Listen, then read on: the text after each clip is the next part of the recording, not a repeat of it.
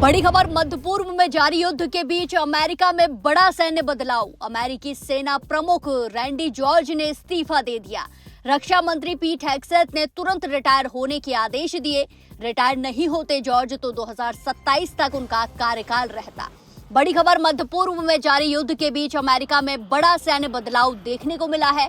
अमेरिकी सेना के प्रमुख जनरल रैंडी जॉर्ज को रक्षा मंत्री पीट हेग्सेथ ने तुरंत रिटायर होने के लिए कहा है। ये फैसला ऐसे समय में लिया गया है जब अमेरिका ईरान के साथ युद्ध लड़ रहा है, जंग लड़ रहा है, एक के बाद एक हमले हो रहे हैं।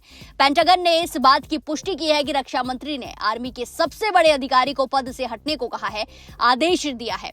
हालांकि अभी तक ये साफ नहीं किया गया है कि उन्हें हटाने की असली वजह क्या है, असली कारण क्या है।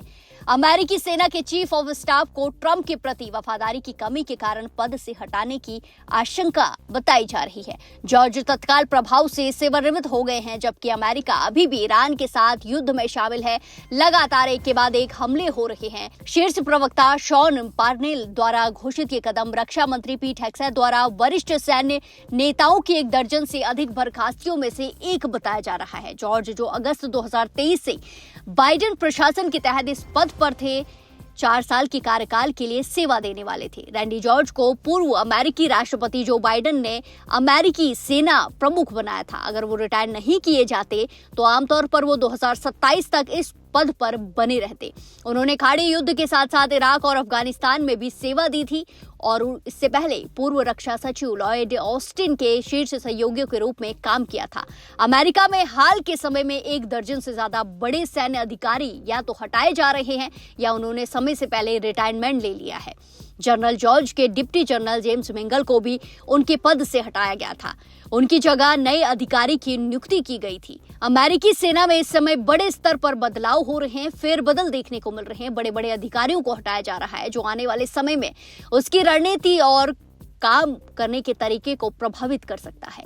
इससे ठीक पहले अमेरिका में एक और छुट्टी की गई थी, एक और अधिकारी को हटाया गया था। अमेरिकी राष्ट्रपति डोनाल्ड ट्रंप ने अटॉर्नी जनरल पाम बॉन्डी को पद से हटा दिया। बॉन्डी पिछले 1 साल से जस्टिस डिपार्टमेंट की कमान संभाल रही थी।